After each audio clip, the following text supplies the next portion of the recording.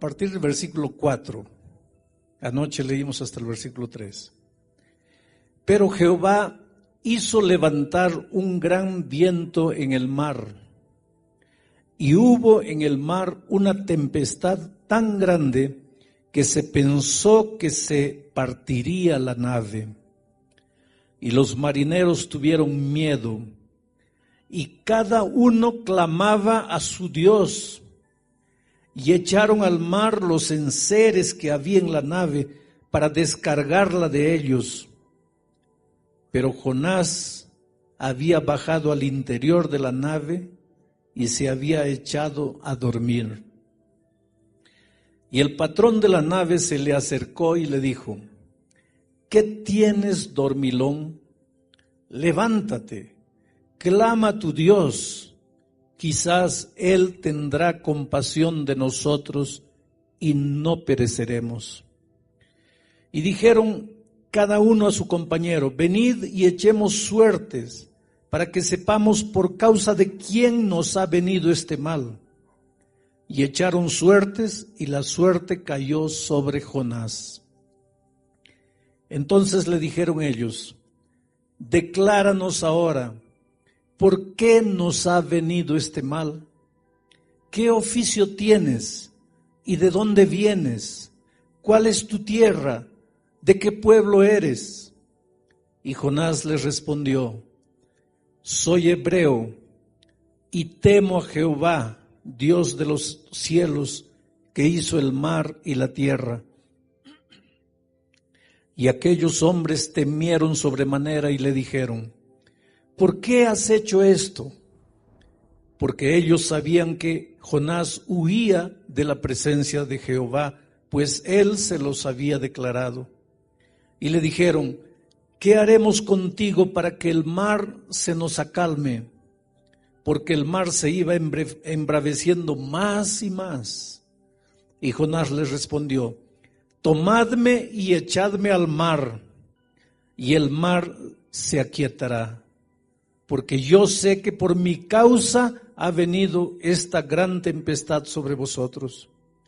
Y aquellos hombres trabajaron para hacer volver la nave a tierra, mas no pudieron, porque el mar se iba embraveciendo más y más contra ellos.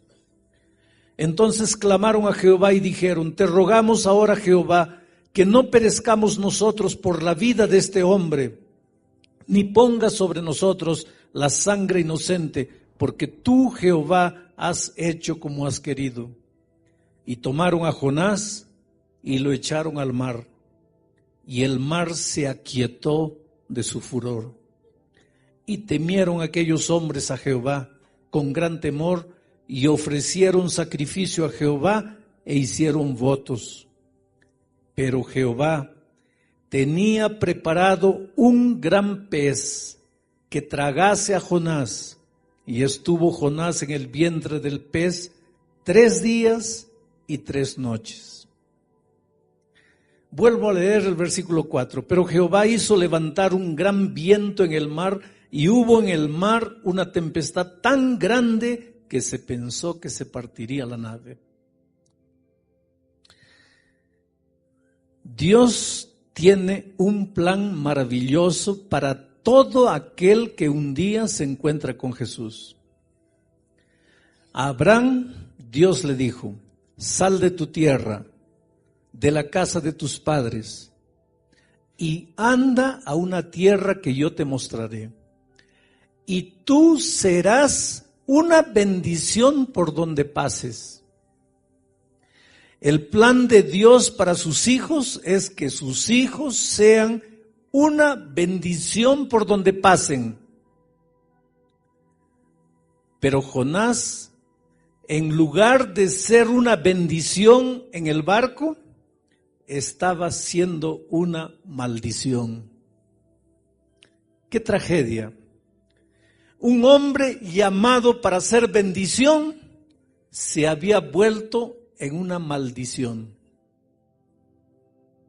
Por donde tú vas, ¿eres una bendición? Como padre, ¿eres una bendición? Como esposo, como esposa, como hijo, ¿eres una bendición? Como empleado eres una bendición. Como patrón eres una bendición. Es interesante. Yo tengo un hijo abogado. Él se casó hace unos 5 años atrás. Y el día de las bodas conocí a otros 2 socios de él en un estudio jurídico que ellos tienen en Brasilia. Y yo los veía a esos 2 socios, también abogados famosos allá, medio dislocados porque no había bebida, no había cigarro, no había baile, no era el ambiente de ellos. Y dejé todo y me fui a la mesa de ellos para hacer sala, ¿no? Para conversar un poco, para que ellos no se sintiesen fuera del ambiente. Y es impresionante lo que ellos me dijeron. Yo les dije, mire, yo les agradezco a ustedes por el apoyo que ustedes le dan a mi hijo. Y uno de ellos me dijo, mire, nosotros no le damos ningún apoyo. Él es un buen profesional, pero una cosa, nosotros 2 tenemos una gratitud profunda por él, porque él tiene algo que nosotros no tenemos. Él tiene fe, él cree. Y cuando a veces nosotros tenemos un caso casi perdido, cuando parece que ya no vamos a lograr nada, lo primero que hacemos es entrar a la sala de él, no para pedirle ideas con relación al trabajo, sino para pedirle que él haga una oración por nosotros, porque hay momentos en que solo Dios puede resolver algunos problemas. Bueno, eso es lo que Dios quiere para ti, que por donde tú vayas seas una bendición.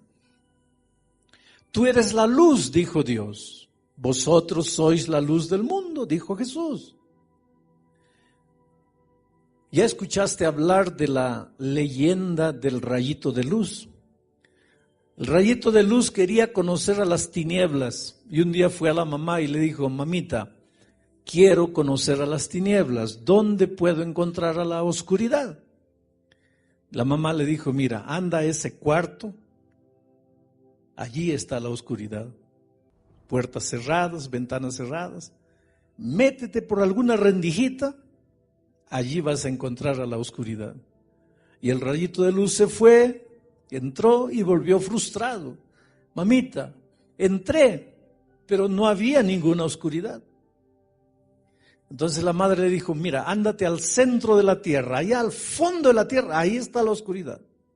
Y el rayito de luz se fue allá y volvió triste. Mamita, tampoco encontré la oscuridad.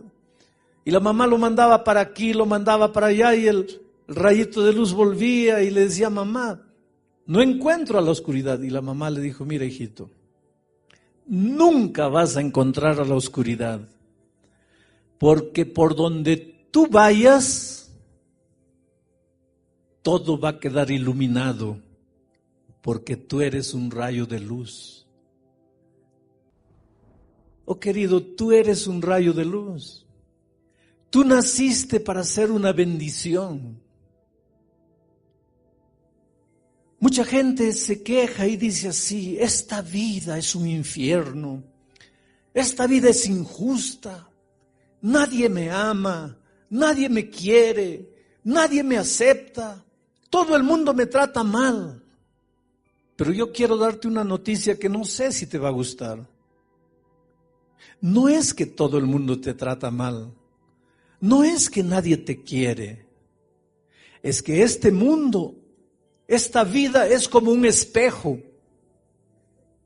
Si tú vas al espejo y le sonríes, el espejo te sonríe. Si tú vas al espejo con rabia en el rostro, el espejo te va a devolver la misma imagen. Si tú lloras delante del espejo, el espejo te va a devolver la imagen de alguien llorando. El problema es que tú andas con el rostro fruncido, andas quejándote de la vida, miras a las personas y nadie te gusta, vives criticando, mirando los defectos de las personas, pero quieres que te acepten, quieres que todos se traten bien. Querido, trata bien a las personas. Ama a las personas. Acéptalas como son. Tú no vas a cambiar la personalidad de los seres humanos. Pero ese es muy hablador, acéptalo así hablador. Ese es muy callado, acéptalo callado. Ese es muy triste, acéptalo triste. Ese es muy nostálgico, acéptalo nostálgico. Porque cuando tú aceptes a las personas como son, las personas te van a aceptar a ti como tú eres. El problema es que nosotros queremos que las personas sean de la manera que nosotros queremos que sean. Pero si las personas cobran eso también de nosotros, ¿a dónde vamos? Jonás había nacido para ser una bendición, pero estaba haciendo una maldición. Y no estaba haciendo una maldición solo para la gente que estaba en el barco, estaba haciendo una maldición para sí mismo. Al escaparse de Dios, Jonás había perdido 4 cosas maravillosas. Y cada vez que tú no quieres compromiso con Dios, cada vez que tú corres de Dios, cada vez que tú te limitas a acompañar a Dios de lejos, pero no te acercas, no te comprometes, no te relacionas. Ahora mira, en los tiempos de Cristo, multitudes seguían a Jesucristo. ¿Cuántos comieron del pan en el milagro de la multiplicación de los panes y peces? Por lo menos unas 15,000 personas. Cuando crucificaron a Jesucristo, ¿dónde estaban esas 15,000 personas que comieron el pan que Jesús multiplicó? Es que eran personas que seguían a Jesús así de lejos, sin compromiso. Está distribuyendo pan, llego cerca. Está curando, voy allá. Está dando alguna bendición, corro, pero no quiero compromiso. Un paso siempre atrás. Siempre la humanidad fue así. Pero cuando tú vives distante de Jesús, cuando no quieres comprometerte, pierdes 4 cosas. Las 4 cosas que Jonás había perdido cuando decidió alejarse de Dios. En primer lugar, Jonás perdió su capacidad de orar. Perdió su capacidad de orar. ¿Recuerdas cuando leí el texto? Cuando la tormenta apareció, cuando el problema apareció, dice que cada uno de los marineros oraba a un Dios diferente. Cada uno tenía su Dios y cada uno clamaba a Dios. Yo creo que el jefe de los marineros convocó a una noche de oración especial, una reunión especial de oración para que Dios calme la tempestad. Y cada uno oraba a un Dios extraño. Ahora, la única persona que conocía al Dios verdadero, creador de los cielos y la tierra, dormía. Jonás, en la historia, es el primer cristiano que se durmió en una reunión de oración. Se bajó allá abajo y se echó a dormir. Si tú me haces una pregunta esta tarde, pastor, ¿cómo sé que me estoy alejando de Dios? Yo te respondo, cuando empiezas a perder tu capacidad de orar, cuando empiezas a orar poco, te estás alejando de Dios.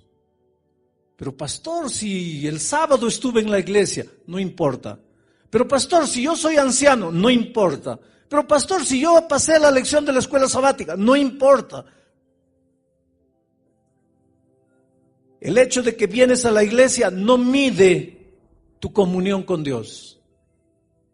El hecho de que tienes un cargo en la iglesia no mide tu comunión con Dios. Lo que mide tu comunión con Dios es tu capacidad de orar. Y la primera evidencia de que te estás alejando de Dios es que te da menos y menos ganas de orar. Y cuando tú no oras puedes estar en la iglesia, pero estás solo en la vida. Y cuando la tormenta viene, ¿qué haces? ¿A dónde vas? Cuando están demitiendo de la empresa a todos los empleados y tu nombre está en la lista, ¿qué haces? Cuando tu hogar se está destruyendo, ¿qué haces? Cuando estás adeudado o endeudado hasta el cuello, ¿qué haces? Porque si tú no estás orando, estás lejos de Dios. La única manera de saber que estás con Dios es si todos los días estás pasando tiempo en oración, abriendo tu corazón y dependiendo de Dios. Pero Jonás había perdido su capacidad de orar. Como consecuencia de haber perdido la capacidad de orar, Jonás empezó a perder la sensibilidad espiritual. Jonás dormía. Y cuando tú estás durmiendo, estás víctima de tus enemigos, a merced de tus enemigos. Cuando estás durmiendo, hasta un niño te puede matar. ¿Por qué? Porque durmiendo no puedes defenderte. Al alejarse de Dios, Jonás estaba perdiendo la sensibilidad espiritual. Mira, todos los marineros en el barco se daban cuenta que había un problema. Jonás no. Jonás dormía. Los marineros en el barco agarraban las cosas y arrojaban al mar para que el barco no tuviese mucho peso, a fin de que continuase flotando. Los marineros se esforzaban, los marineros luchaban, los marineros miraban al cielo, pensaban, ¿qué está pasando? Ahora el único que tenía conciencia de lo que pasaba, dormía. Había perdido la sensibilidad espiritual. ¿Sabes que lidiar con cosas espirituales es una bendición, pero puede transformarse en una maldición? Porque podemos familiarizarnos tanto con las cosas espirituales que pasan a ser rutinarias. Dejan de ser especiales, dejan de ser sagradas. Tórnanse comunes, tórnanse simples. Pierdes la sensibilidad espiritual. Hay tanta violencia en el mundo, hay tanto secuestro, explosionan las torres, hay guerra, hay terremoto, hay tsunami. ¿Cuándo escuchaste hablar de tsunami? A no ser de estos últimos años. 10 años atrás, ¿sabías lo que era tsunami? Hoy día, ¿alguien no sabe lo que es tsunami? Todo el mundo. Quiere decir, algo está sucediendo en nuestro mundo. Algo está pasando. Y hay mucha gente que no conoce a Dios, que no conoce la palabra de Dios, pero se pregunta, ¿qué está pasando? Y muchos que están en la iglesia duermen. No se dan cuenta. Están perdiendo la sensibilidad espiritual. Al perder su capacidad de orar, Jonás pierde su sensibilidad espiritual. Y al perder la sensibilidad espiritual, Jonás pierde su capacidad de oír la voz de Dios. Se endurece, se adormece y duerme. Y querido, ay de ti y de mí si un día perdemos la capacidad de escuchar la voz de Dios. ¿Cómo Dios habla a tu corazón? A través de la conciencia, que saca sus conclusiones de la palabra de Dios. Pero cuando Dios te habla y no le escuchas, te sigue hablando y no le escuchas, te continúa hablando y no le escuchas, tu corazón se va endureciendo, y llega un momento en que Dios puede gritar a tus oídos y ya no escuchas, porque pierdes la capacidad de escuchar la voz de Dios. ¿Hace cuántos años Dios te llama? ¿Hace cuántos años Dios toca tu corazón para que le entregues definitivamente la vida a Cristo? Estaré predicando esta noche para alguien que ya tuvo momentos felices en la iglesia de Dios. Y por esas cosas de la vida hoy día estás lejos de Dios, lejos de la iglesia. ¿Cuántas veces Dios te ha llamado? ¿Cuántas veces Dios ha tocado tu corazón? ¿Cuántas veces en medio de la noche el Espíritu te ha incomodado? ¿Cuántas noches de insomnio has tenido? Porque la voz de Dios te atormenta. Pero si tú no le haces caso, y no le haces caso, y no le haces caso, llega un momento en que tu corazón se endurece y pierdes la capacidad de escuchar la voz de Dios. Ahora veamos cómo las personas tratan de resolver el problema que había aparecido aquella noche. Estaban en medio de una noche oscura y un mar embravecido. Cada uno clama a su Dios. Y después de clamar a Dios, todos los que estaban en el barco tratan de resolver el problema. En primer lugar, ellos raciocinan y llegan a la siguiente conclusión. Este problema debe haber aparecido porque entre nosotros debe haber un culpable. Y entonces ellos echan suerte. Ustedes saben que los marineros juegan cartas, juegan dados, juegan dominó. Los marineros pasan el tiempo con ese tipo de juegos de azar. Y los marineros aquella noche trataron de descubrir quién era el culpable utilizando las herramientas que tenían en sus manos, utilizando las cosas que ellos conocían. Echaron mano del juego de azar. No es que la Biblia apruebe el juego de azar. Lo que la Biblia está mostrando es que cuando el ser humano está en problemas, trata de resolver sus problemas con lo que tiene en la mano. Ni que para eso tenga que entrar en la tradición humana que no tiene base científica ninguna. Ponte a pensar en nuestros días. La humanidad inconscientemente sabe que este barco está en peligro. La humanidad inconscientemente sabe que la embarcación llamada tierra está corriendo peligro. Y cada uno trata de resolver el problema. Unos piensan que esta tierra se va a destruir por causa del desequilibrio ecológico. Entonces vamos a concentrar todas las fuerzas en mantener el equilibrio ecológico. Y nunca en la historia se vio tantos movimientos defendiendo el equilibrio ecológico. Y claro que tiene razón de ser, pero la solución para el planeta no está ahí.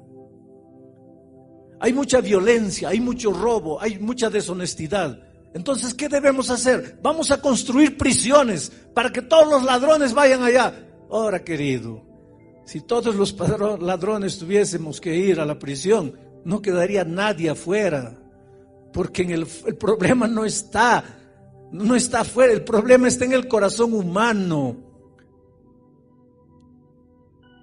Hay un filósofo que dice que si tú no robaste todavía es porque no tuviste la oportunidad. Y yo te voy a confesar una cosa, porque quiero que entiendas que soy un ser humano tan humano cuanto tú. Un día en los Estados Unidos entregué un billete de $100, un billete de $10 para una compra que hice de $2-3. Y la chica debería tener algún problema ese día, seguro que peleó con el esposo o algún hijo estaba enfermo.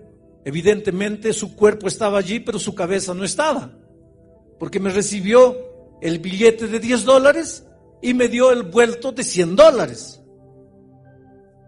¿Qué es lo que debería haber hecho yo inmediatamente? ¿Qué debería haber hecho? Devolver. Y devolví.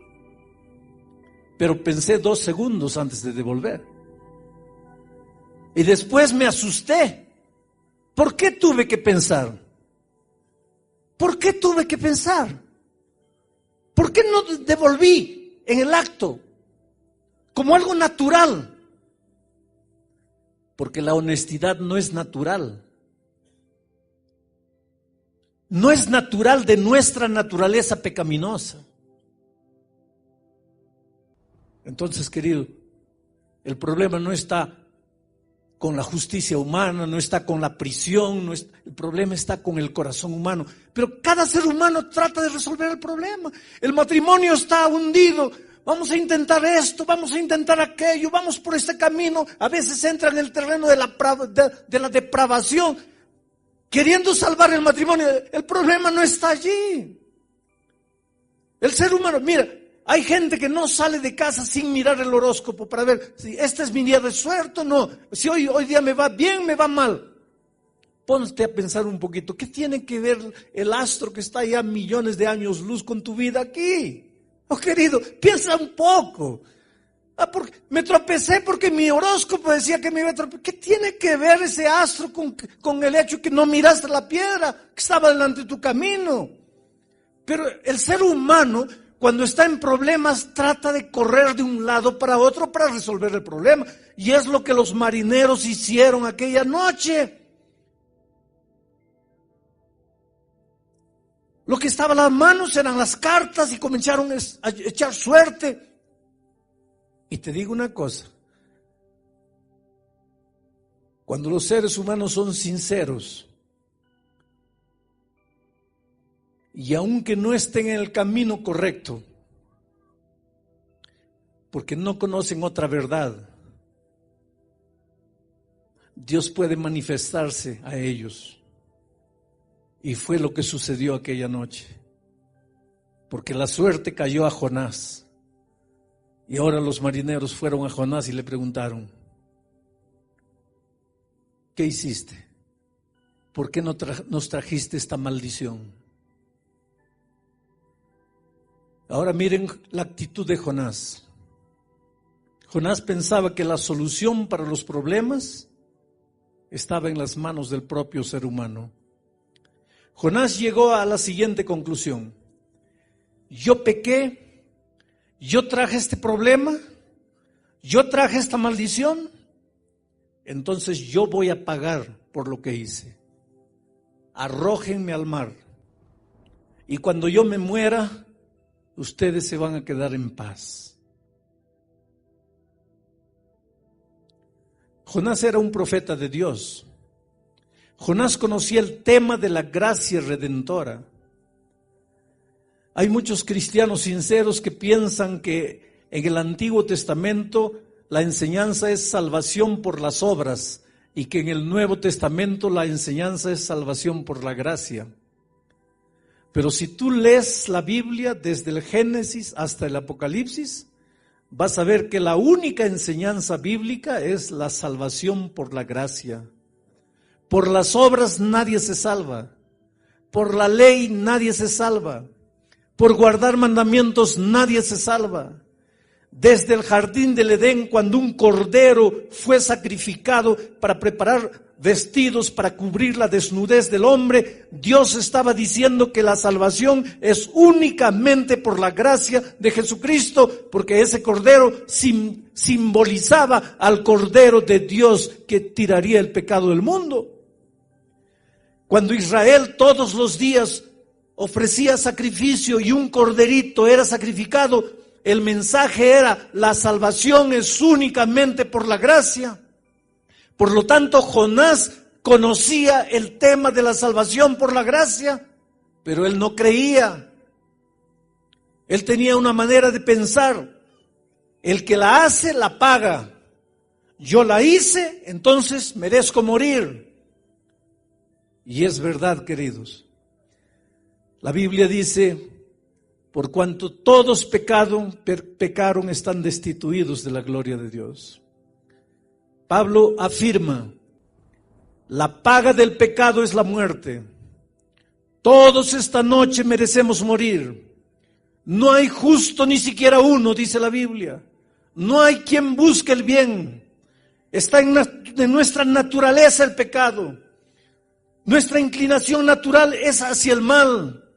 Por lo tanto, aquí nadie tiene derecho de ser salvo.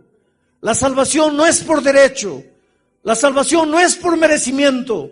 La salvación no es porque has hecho alguna cosa buena.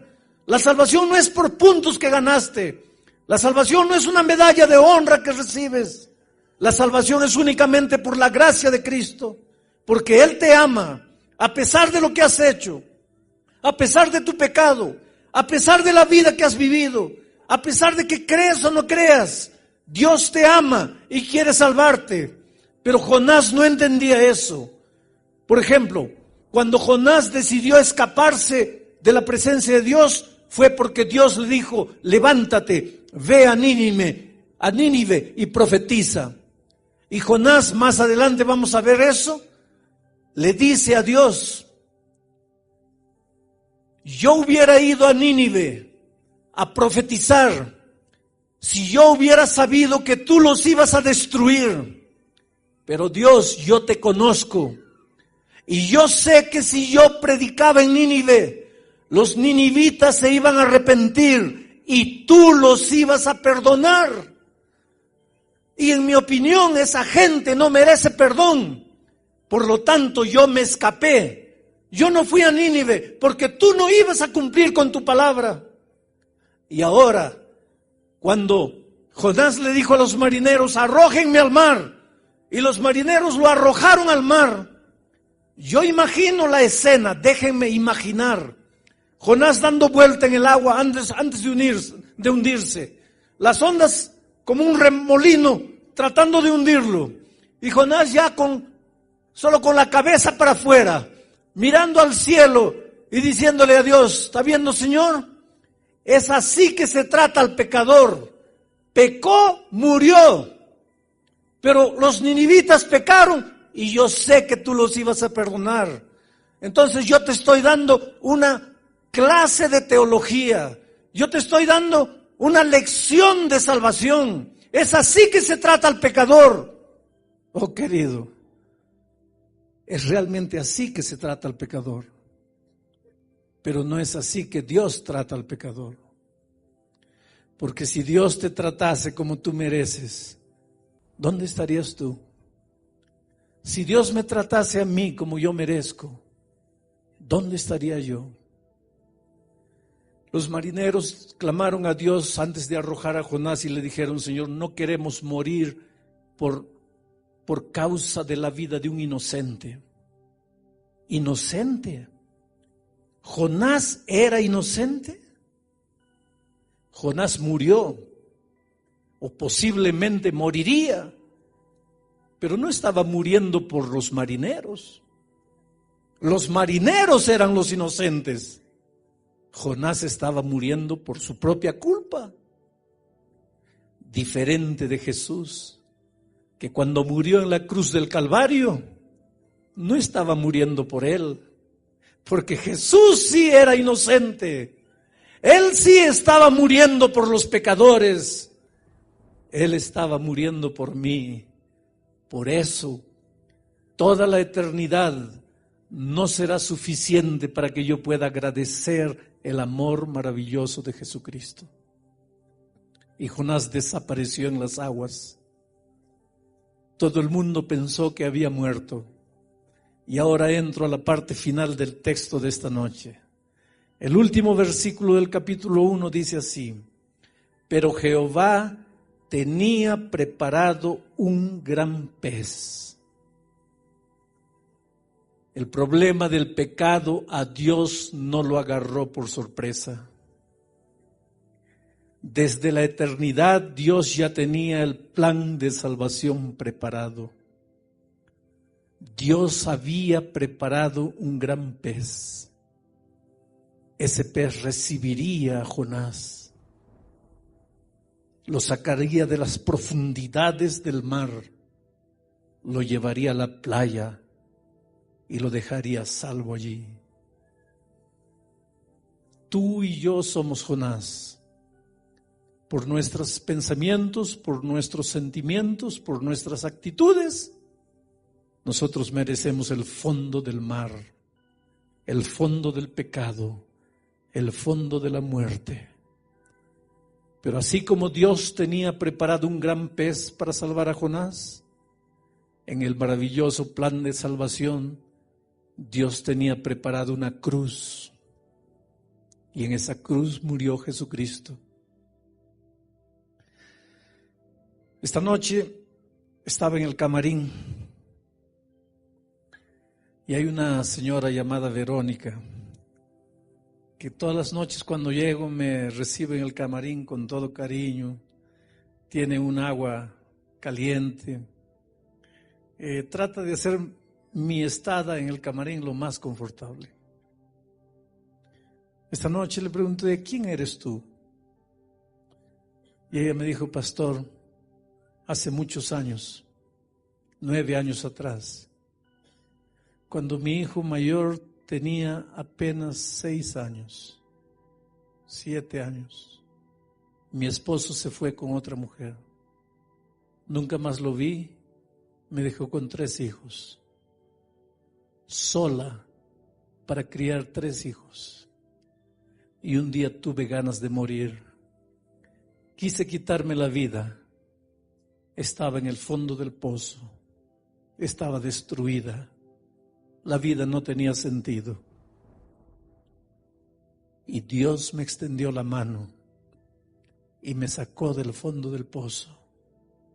Y hoy día mis hijos ya empiezan a crecer. Mi hijo mayor ya tiene 16 años. Y yo estoy aquí, amando a Jesús con todo mi corazón, tratando de servir a Dios y de hacer lo mejor para Él. No importa quién eres tú ni cómo tú vives. No importa el drama que vives. No importa si por errores personales hoy día te sientes en el fondo del mar, desempleado, sueños destruidos, matrimonio destruido, sin hijos, sin padre. Yo te digo, Dios tiene preparado un plan de salvación para ti.